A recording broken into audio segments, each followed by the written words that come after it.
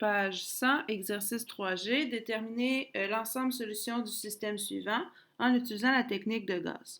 Donc, la première chose à faire va être de trouver la matrice augmentée équivalente à ce système-là. Et donc, je vais commencer par faire la matrice des coefficients. Donc, tous les x ont un coefficient de 1. En y, nous avons 1, moins 1, 0. En z, 1, 1, 1. En W, 1, moins 1, 0. Donc, ça, c'est la matrice des coefficients qu'on appelle la matrice A, qu'on sépare d'un pointillé. La matrice, et là, je joins après ce pointillé-là, la matrice des constantes, qui est notre matrice B. Ici, toutes les constantes valent 1. Donc, ce système-là est équivalent à la matrice augmentée que je viens d'écrire. Maintenant, notre objectif, c'est de, à partir notre premier pivot en 1. Donc, je vous rappelle, un pivot, c'est le premier élément non nul de la ligne. L'objectif, c'est qu'à la ligne suivante, on fasse apparaître un 0 en dessous de ce pivot-là. Pourquoi? Pour qu'une matrice soit échelonnée, il faut que, lorsque je change de ligne, le nombre de zéros au début de chaque ligne, donc en partant de la gauche, augmente de ligne en ligne. Alors là, l'objectif, c'est de faire apparaître des zéros ici et ici. Comment on fait pour faire apparaître des zéros en dessous de mon premier pivot qui vaut 1? Nous allons utiliser des manipulations élémentaires, des opérations élémentaires sur les lignes. On peut additionner, on peut soustraire le multiple d'une autre ligne, on peut multiplier une ligne par une constante et on peut permuter deux lignes. Alors ici, comme on a un 1 et que notre premier pivot est un 1, ce qu'on va faire, eh bien, dans un premier temps, je vais réécrire ma première ligne, puisque cette ligne-là va être notre ligne de référence, on n'y touchera pas. La deuxième, eh bien, ma nouvelle ligne 2, je vais l'obtenir en faisant ligne 2 moins L1, moins la ligne 1. De sorte que 1 moins 1, ça fait 0. Moins 1, moins 1, moins 2. 1 moins 1, 0. Moins 1, moins 1, moins 2. Et finalement, de l'autre côté, dans ma matrice des coefficients, 1 moins 1, 0. Je veux aussi obtenir 1, 0 à la troisième ligne première colonne. Je dois donc aussi faire L3 moins L1. Donc le L1 qui est mon pivot, qui contient mon pivot et ma ligne de référence. En faisant L3 moins L1, on va obtenir 1 moins 1, 0, 0 moins 1, moins 1, 1 moins 1, 0, 0 moins 1, moins 1, 1 moins 1, 0. Et voilà, on a réussi à mettre des zéros sous notre premier pivot. Lorsque je passe de la première à la deuxième ligne, j'ai fait apparaître un 0. Le premier élément non nul est maintenant moins 2. Moins 2 est mon nouveau pivot. Et donc, sous le moins 2, je veux faire apparaître un 0. Pour faire apparaître un 0, je vais utiliser des opérations élémentaires sur la ligne 3 en utilisant la ligne 2. Pourquoi je n'utilise pas la ligne 1? Parce que le 1 qui est mon pivot va venir gâcher le 0 qu'on a déjà fait apparaître. Je réécris donc la première et la deuxième ligne qui sont maintenant correctes. Donc, je n'aurai plus besoin d'échelonner ces lignes-là. Je réécris la première ligne. Je réécris la deuxième. 0, moins 2, 0. Et puis, qu'est-ce que je vais faire avec la troisième ligne? Premièrement, elles sont de même signe. Alors, lorsqu'elles sont de même signe, c'est sûr que je devrais soustraire mes lignes. Maintenant, la troisième, elle vaut moins 1, la deuxième vaut moins 2. Je devrais donc faire deux fois la troisième ligne, moins une fois la deuxième ligne. 0 moins 0, ça ne change pas. 2 fois moins 1, ça fait moins 2. Moins 2 moins 2, ça fait moins 2 plus 2, ça fait 0 comme on voulait. J'ai juste des zéros, ça redonne 0. 2 fois moins 1, ça fait moins 2. Moins 2 moins 2, moins 2 plus 2, qu'est-ce que ça fait? 0. Et finalement, 2 fois 0 moins 0, ça redonne 0. Est-ce qu'on a réussi à échelonner notre matrice? Oui, on a réussi. Pourquoi? Premier pivot, ici, vaut 1. Deuxième pivot vaut moins 2. Est-ce que j'ai réussi à mettre un 0 en dessous de mon deuxième pivot qui était moins 2? Oui. Est-ce que ma dernière ligne contient un pivot? Non, parce que tous les éléments de la dernière ligne sont nuls. Même si tous les éléments de la dernière ligne sont nuls, notre matrice, elle est échelonnée parce que le nombre de zéros au début de la ligne augmente entre la ligne 1 et la ligne 2 et la ligne 2 et la ligne 3. Et donc, on a terminé d'échelonner la matrice. On va maintenant faire la substitution inverse ou la substitution à rebours, c'est-à-dire que nous allons utiliser la matrice échelonnée pour identifier nos variables x, y, z et w. Maintenant, les colonnes dans lesquelles se trouvent nos pivots, c'est-à-dire, je vais les écrire d'une autre couleur, ce sont x, y, z et w. Et donc, il y a une signification à ces deux colonnes-là.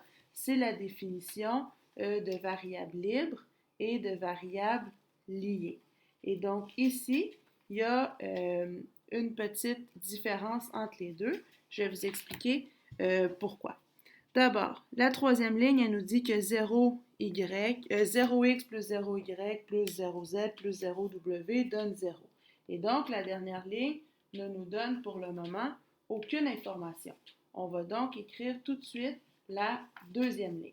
La deuxième ligne, qu'est-ce qu'elle nous dit?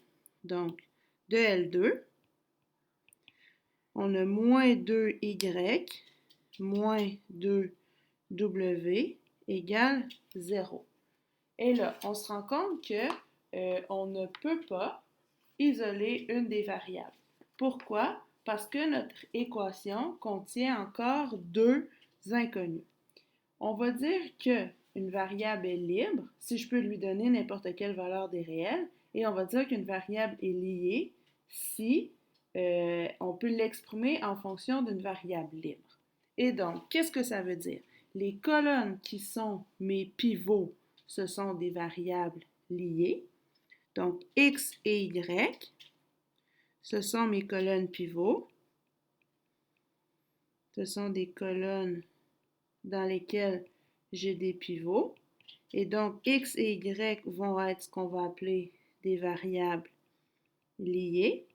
Et elles vont être liées à quoi? Elles vont être liées à mes variables z et w. Et donc, ce qu'on va faire, on va dire, posons z égale à s et posons w égale à t avec s et t éléments des réels. Z et W sont mes variables et W sont des variables libres. Qu'est-ce que ça veut dire une variable libre? Ça veut dire que cette variable-là, on va pouvoir lui attribuer n'importe quelle valeur des réels, et puis nos variables liées, soit x et y dans le contexte-ci, vont être exprimées en fonction de z et de w. Ici, on va appeler z et w s et t. C'est une convention non officielle, mais s et t sont souvent choisis pour être des variables libres. Maintenant, on va chercher à exprimer x et y en fonction de s et de t. À partir de la deuxième ligne maintenant, je peux donc conclure que moins 2y moins 2w, on l'a appelé t, est égal à 0, de sorte que si j'isole y, moins 2y égale plus 2t, 2t, et donc y est égal à moins t. Y égale moins t va être une première. Donc, y égale moins t, première solution. Ensuite, on a z est égal à s et on avait w est égal à t. À partir de cette réponse-ci, on va continuer notre substitution inverse. On va aller dans la ligne 1. La ligne 1 nous disait x plus y plus z plus w égale 1, ce qui veut dire que x moins t, parce que y vaut moins t, plus z, z vaut combien? Z vaut s, plus w qui vaut t, va être égal à 1.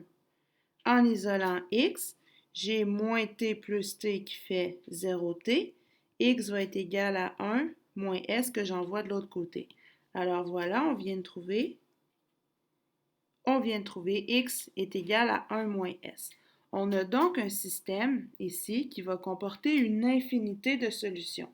Dès que vous allez avoir plus de variables que de pivots, donc ici on avait seulement 2 pivots, On avait les pivots dans les colonnes représentant le X et le Y, mais on avait 4 variables. Et donc, on a une variable qui est liée. En fait, on a deux variables qui sont libres, partons, Z et W. Donc, les colonnes dans lesquelles ils n'ont pas de pivot, c'est des variables qui sont libres. Et dès qu'on a une variable libre, la variable libre peut prendre n'importe quelle valeur qui appartient au réel, ce qui fait en sorte que notre ensemble solution va comporter une infinité de solutions. Lorsque j'ai une infinité de solutions, on va écrire la forme générale. Donc, l'ensemble solution, c'est le quadruplet x, y, z, w. X vaut 1 moins s, y vaut moins t, x, y, z vaut s et w vaut t. Et on doit ajouter tel que s, t sont éléments des réels. Alors, ceci s'appelle la solution générale. La solution générale nous donne toutes les solutions possibles du système. Maintenant, comment on fait pour trouver une solution dite particulière? Pour trouver une solution particulière, il faut tout simplement prendre une valeur de S au hasard, prendre une valeur de T et remplacer ces valeurs-là dans notre solution générale. Et donc, on pourrait dire une première solution particulière, on pourrait dire, choisissons que S vaut 0 et que T vaut 0. On obtiendrait à ce moment-là une solution qui serait, quand S vaut 0, 1 moins 0, 1. Si T vaut 0, 0. S vaut 0, 0. T vaut 0, 0. Et donc, si on vient vérifier 1, 0, 0, 0, est-ce que ça vérifie le système? Oui, tout à fait. 1 plus 0, ça fait 1. 1 moins 0, ça fait 1. 1 plus 0, ça fait 1. Et donc, ça fonctionne. On pourrait aussi faire une deuxième solution particulière. On pourrait dire cette fois-ci, prenons S égale 1, T égale 0. Donc, le fait de changer juste une variable ici va changer la solution au complet. On va obtenir 1 moins 1, 0. Moins T, ça fait moins 0. S vaut 1, ça vaut donc 1. T vaut 0, ça vaut 0. Et donc, on a 0, 0, 1, 0. Venons vérifier est-ce que ça fonctionne. Qu'est-ce que j'ai? 0 plus 0 plus 1 plus 0 qui vaut 1, ça fonctionne. 0 moins 0 plus 1 moins 0, ça fait 1, ça fonctionne. 0 plus 1, ça fait effectivement 0. Et donc voilà, on vient de générer une solution particulière à partir de notre solution générale. Conclusion, lorsque vous avez terminé d'échelonner votre matrice, vous regardez le nombre de pivots. Si le nombre de pivots correspond au nombre de variables, donc disons qu'on avait 3 variables, 3 pivots, à ce moment-là, la solution serait unique. Si on avait eu, comme dans ce cas-ci, on a 2 pivots, mais on a 4 variables, j'ai seulement 2 pivots pour 4 variables, il reste donc 2 variables qui sont libres. Et les variables libres, on va les appeler S et T, et les variables liées vont dépendre de nos variables libres. Ceci va générer la solution générale, et lorsqu'on va donner des valeurs à nos variables libres, eh bien, on va générer des solutions particulières.